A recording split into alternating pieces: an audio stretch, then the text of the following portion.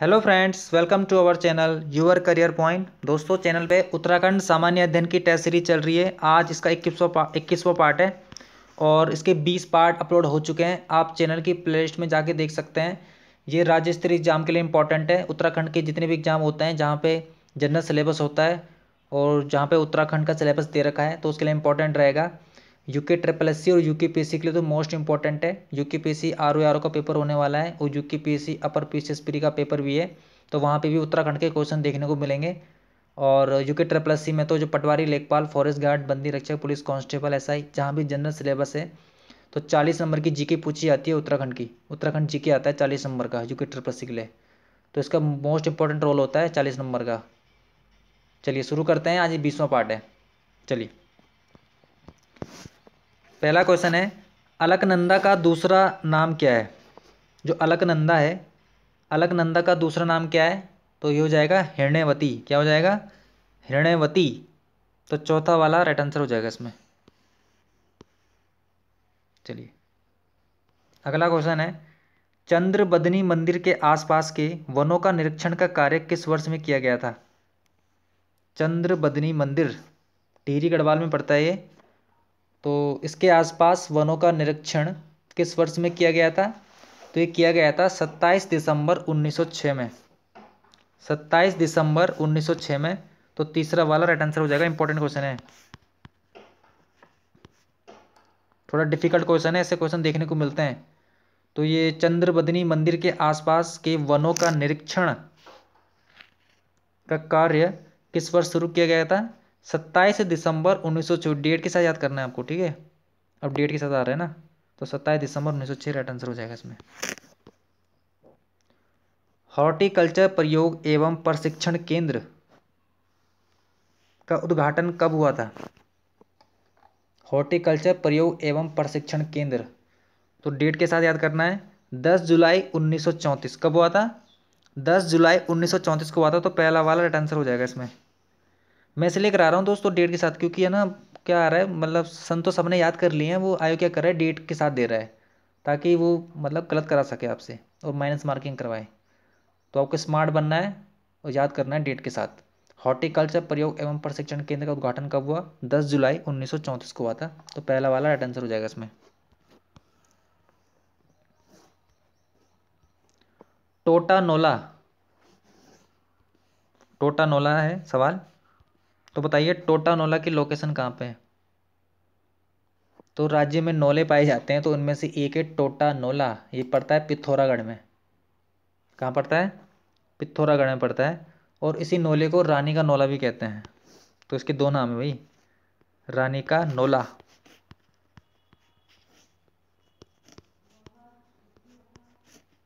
चलिए, टोटा नोला या रानी का नोला, इसकी लोकेशन कहाँ पे है? पिथौरागढ़ में है। तो पहला वाला राइट आंसर हो जाएगा इसमें। त्रिजुगी नारायण मंदिर किस पर्वत पर बसा है? त्रिजुगी नारायण मंदिर रुद्रप्रयाग में है। तो बताइए त्रिजुगी नारायण मंदिर किस पहाड़ी पर बसा है? तो ये भी मोस्ट इंपॉर्टेंट क्वेश्चन है। ये बसा है यज्ञ पर्वत पर। किस पर्वत पर बसा है? यज्ञ पर्वत पर त्रिजुगी नारायण मंदिर। क्योंकि मैंने देखे हैं वो क्या पूछ रहा है, मंदिर सबको याद हो चुके हैं कि किसकी लोकेशन कहाँ पे है। अब ये पहाड़ी पर ज़्यादा फोकस कर रहा है। जो त्रिजुगी नारायण मंदिर है ये यज्ञ पर्वत पर बसा है। तो चौथा वाला राइट आंसर हो जाएगा और ये इंपॉर्टेंट क्वेश्चन है, ये आ सकता है एग्जाम में। चलिए, रुड़की में स्थित है केंद्रीय भवन अनुसंधान संस्थान। तो इसे बहुत पूछते हैं कि केंद्रीय भवन अनुसंधान संस्थान की लोकेशन कहाँ पे है? तो ये पड़ता है रुड़की में। और इसकी स्थापना कब हुई थी ये पूछा जा रहा है। तो इसकी स्थापना हुई थी 1947 में। पहला वाला राइट आंसर हो जाएगा। तो दो क्वेश्चन बनते हैं इससे। केंद्रीय राज्य में केंद्रीय भवन अनुसंधान संस्थान कहाँ पे है? ये रुड़की में है, हरिद्वार में पड़ता है। और इसकी स्थापना कब हुई थी? 1947 में हुई थी। तो पहला वाला राइट आंसर हो जाएगा। चलिए, दूसरा क्वेश्चन भी इस टाइप का है। और एक दूसरा पूछा जाता है, भारतीय सिंचाई अनुसंधान संस्थान क्या है?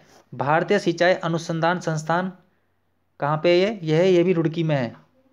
और इसकी स्थापना कब हुई थी? इसकी स्थापना हुई थी 1928 में। 1928 में स्थापना हुई थी इसकी।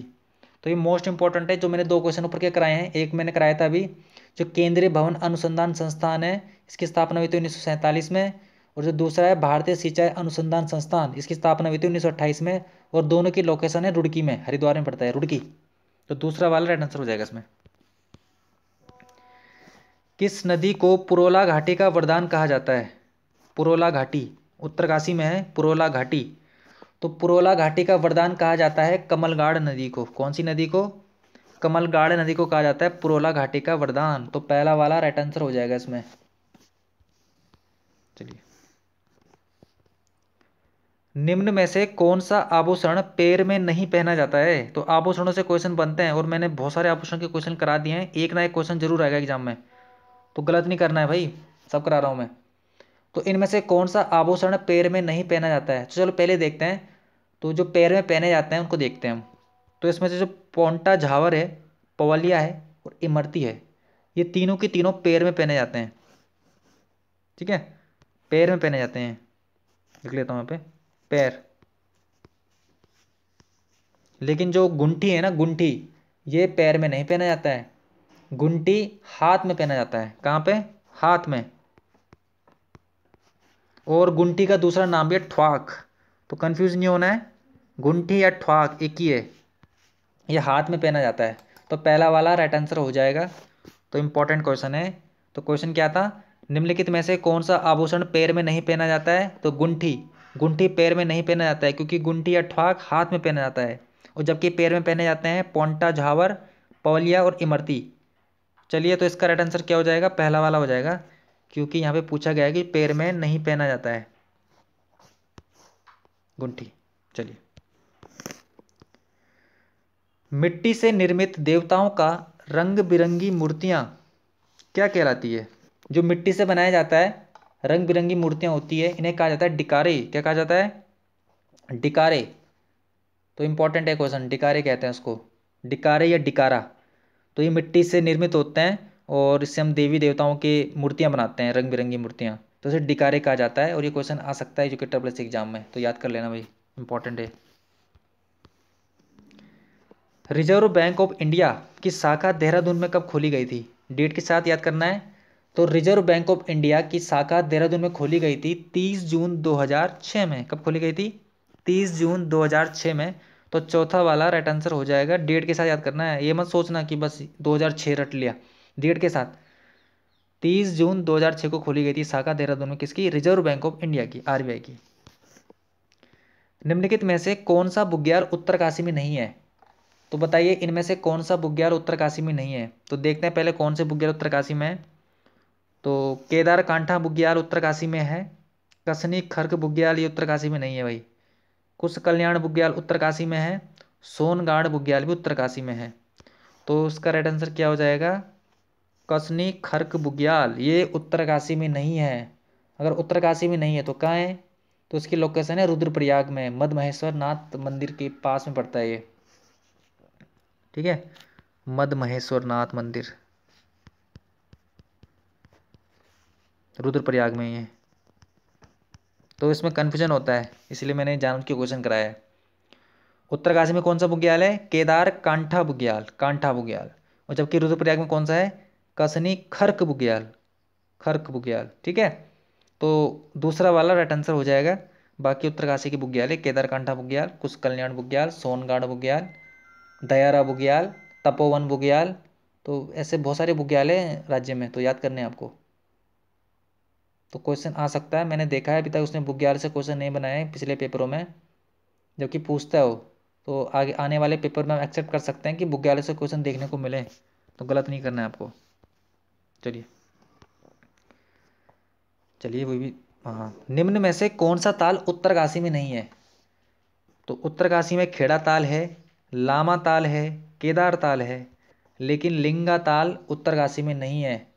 तो लिंगा ताल की लोकेशन कहाँ पे है? लिंगा ताल पड़ता है चमोली में, फूलों की घाटी के बीच में ये।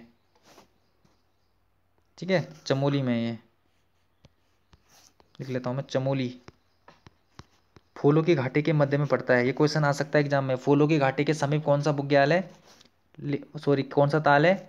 लिंगा ताल। तो याद कर लेना भाई, गलत नहीं करना है। और जो लिंगा ताल है ना, इसका एक दूसरा नाम भी है, लिंगा ताल को कहते हैं आछरी ताल। क्या कहते हैं? आछरी ताल। तो कई नाम होते हैं, डिफ़िकल्ट नाम होते हैं, तो को याद करना है। लिंगा ताल चमोली में, या आछरी ताल फूलों की घाटी के मध्य में है। और बाकी खेड़ा ताल उत्तरकाशी में है, लामा ताल उत्तरकाशी में है, केदार ताल उत्तरकाशी में है। तो इसमें दूसरा वाला राइट आंसर हो जाएगा। गोरखा शासन में छिपाई गई संपत्ति पर लगने वाला कर कौन सा था? तो गोरखा काल में जो छिपाई गई संपत्ति पर जो टैक्स लगता था उसे कहते थे बहता कर। कौन सा कर? बहता कर। जो अपनी संपत्ति को छुपाता था, अपनी प्रॉपर्टी को, जो भी उनके पास कमाई होती थी, तो उन पे गोरखा पीरियड में टैक्स लगता था, उसे कहते थे बहता कर। कौन सा कर? बहता कर। तो तीसरा वाला राइट आंसर हो जाएगा इसमें। चलिए लास्ट क्वेश्चन है आज का। निम्नलिखित में से किस बुग्याल के निकट हाथी पर्वत स्थित है? हाथी पर्वत। तो हाथी पर्वत की लोकेशन कहाँ है? चमोली में है, तो चमोली में है हाथी पर्वत। तो ये है गुरसो बुग्याल के निकट। किस बुग्याल के निकट? गुरसो बुग्याल के निकट है हाथी पर्वत। और हाथी पर्वत की हाइट कितनी है? 6,727 मीटर है। 6,727, आई थिंक इतना ही है, मुझे याद नहीं आ रहा है। 6,727 मीटर की ऊंचाई पर है हाथी पर्वत। और ये क्वेश्चन सचिवालय एग्जाम पेपर में आया था। हाथी पर्वत की हाइट पूछी गई थी, 6,727 मीटर की हाइट पे है हाथी पर्वत, और चमोली में पड़ता है। और इसके निकट कौन सा बुग्याल है? गुरसो बुग्याल है। तो इम्पोर्टेंट है, याद कर लेना। ऐसे क्वेश्चन देखने को मिलते हैं आपको हमारे इस टेस्ट सीरीज में, तो आप पढ़िए और सिलेक्शन लीजिए। चलिए ये थे आज की सीरीज। आई थिंक एक क्वेश्चन और छोड़ चुका है, इसको करा लेते हैं। राज्य में सर्वाधिक जल प्रवाह वाली नदी कौन सी है? सर्वाधिक जल प्रवाह वाली नदी, तो ये हो जाएगी इनमें से अलकनंदा।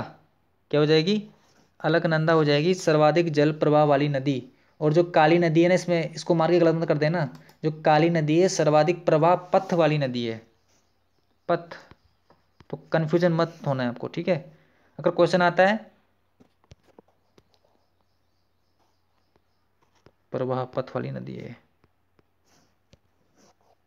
काली नदी सर्वाधिक जल प्रवाह पथ वाली नदी है ये।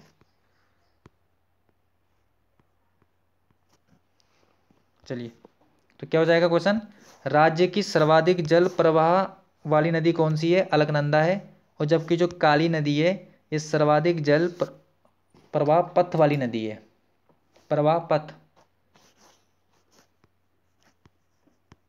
चलिए, तो इसमें पहला वाला राइट आंसर हो जाएगा। अब तो नहीं होगा कन्फ्यूजन, फिर से रिपीट कर रहा हूँ। राज्य की सर्वाधिक जल प्रवाह वाली नदी है अलकनंदा, और जबकि राज्य की सर्वाधिक जल प्रवाह पथ वाली नदी है काली नदी। तो उसका राइट आंसर क्या हो जाएगा? क्वेश्चन के अकॉर्डिंग पहला वाला राइट आंसर हो जाएगा इसमें। तो दोस्तों ये थे आज की सीरीज। आज ये 21वां पार्ट था, जो कि SSC जो उत्तराखंड टेस्ट सीरीज चल रही है UPSC के लिए इंपॉर्टेंट है। तो ये 21वां पार्ट था आज ये।